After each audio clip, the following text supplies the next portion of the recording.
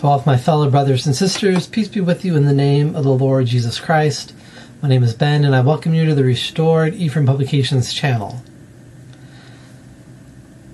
Now today, I'd like to talk about the documentary hypothesis and whether members of the Church of Jesus Christ of Latter-day Saints should accept it or not. Now, I've heard about the documentary hypothesis before, since I am translating the Bible. And of course, if you're new here, I have completed my first Bible translation, Volume 1, the Restored Ephraim Bible Torah, which is the 5 books of Moses. There are links in the description where you can get the full version or the free version. The full version contains all my notes, which are extremely helpful, and the free version does not. So please feel free to check it out. There are 2 links in the description of this video for the free and for the full version. Now, as I was saying, as I am also a Bible translator,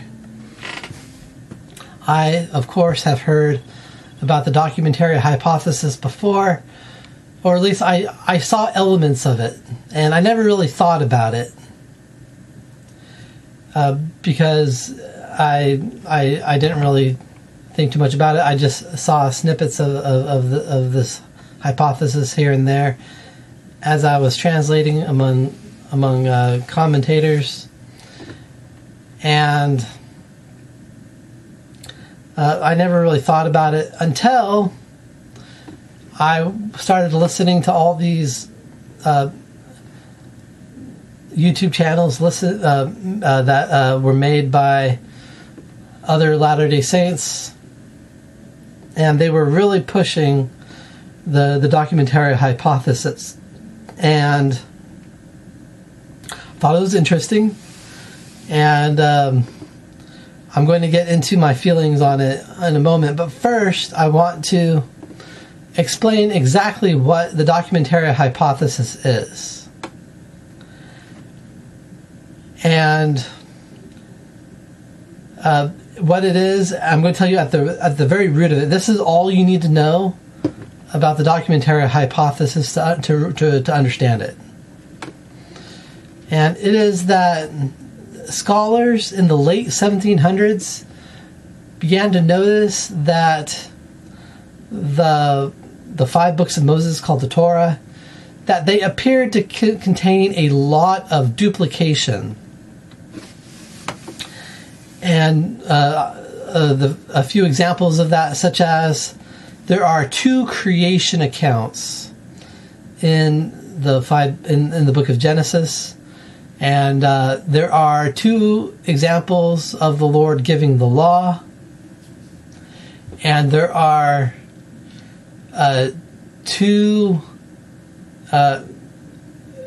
examples of building the tabernacle, and so on and so on.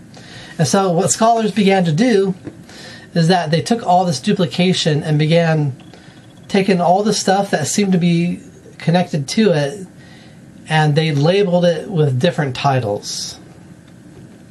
And so one such grouping is called the Jehovah-ists,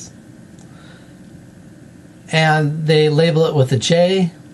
Then another title is the Elohimists, which is labeled with the letter E. And then there is one group that they labeled the priests, and its letter is P. And then there is the Deuteronomists, which is labeled with a D.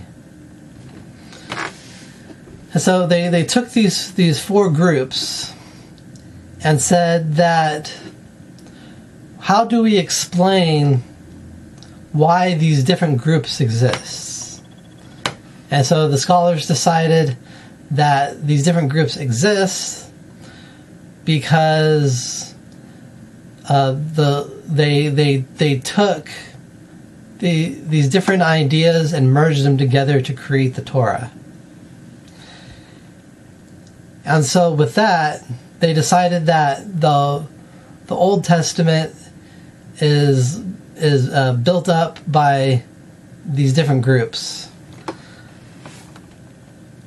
And what they're saying is that the Old Testament, specifically the 5 books of Moses, but the other books as well, they are not the product of revelation from God.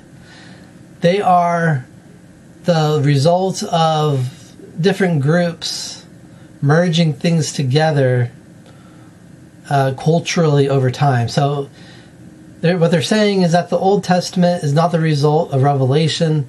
It is the result of cultural evolution. And that means that they believe that the Old Testament evolved over time with different groups adding stuff to it over and over again. Now, specifically, when I got more detail about the documentary hypothesis, a lot of people were saying that the Book of Deuteronomy was created by a group called the Deuteronomists that had nothing to do with Moses, and that it was a forgery created to cover up the truth about Jesus Christ. Now, when I first heard about this, I was intrigued, since I was translating the Bible after all, and I was interested because these Latter-day Saints who listen to the scholars and push this idea, they're trying to say, like, oh, see, like Joseph Smith talked about how the scriptures got corrupted, and this and the scholars are showing that that's true. I'm like, okay, I could believe that. And so I prayed about it, and I was thinking about it, and right away the Holy Ghost spoke to me. I want to make this clear that the Holy Ghost spoke to me with words. It was not a feeling. It was not an impression. It wasn't a small, still voice in my heart. The Holy Ghost spoke to me with words and said that this hypothesis is not true.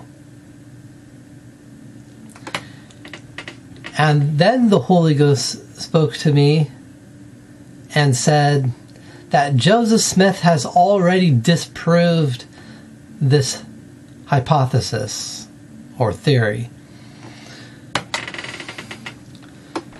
And so the Holy Ghost showed me how Joseph Smith disproved it.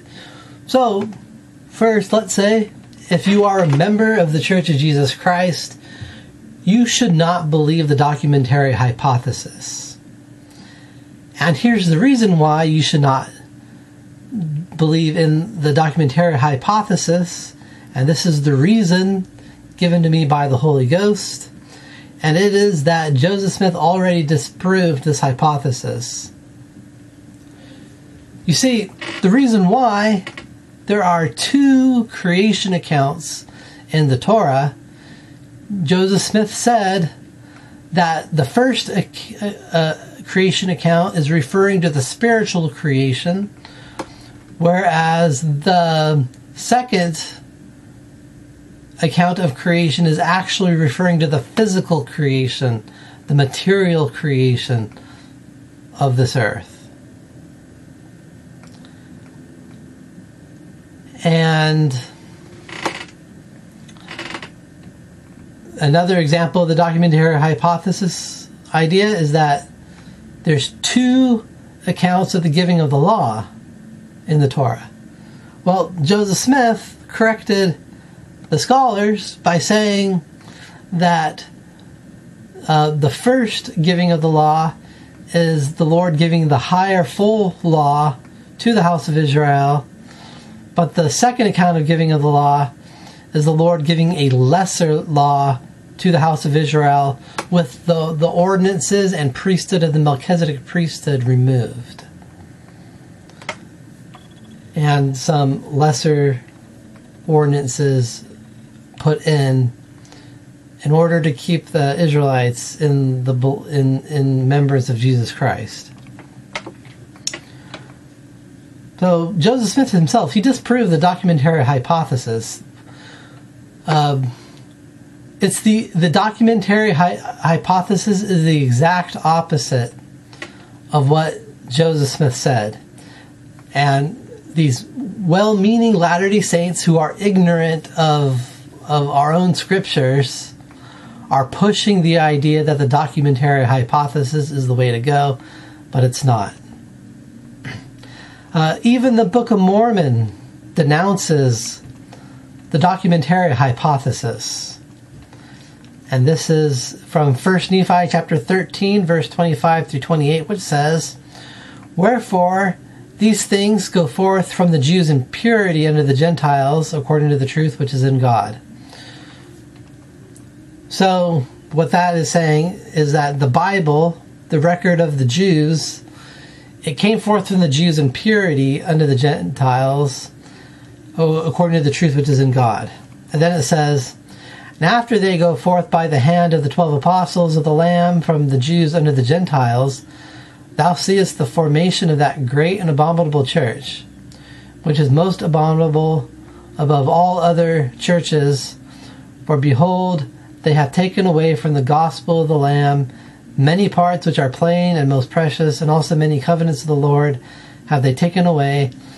And all this have they done that they might pervert the right ways of the Lord, that they might blind the eyes and harden the hearts of the children of men. Wherefore thou seest that after the book hath gone forth through the hands of the great and abominable church, that there are many plain and precious things taken away from the book, which is the book of the Lamb of God." And so there was the Bible, and stuff got removed from the Bible, and then what was left over got sent out to the Gentiles. And we can argue about how exactly that occurred, because we don't truly know exactly what happened. But in the beginning, the records were pure, and then over time they got stuff removed from it. You see, the documentary hypothesis is that you had the Bible, and then you had some writings, and stuff kept getting added to it over and over and over again until we got what we got now.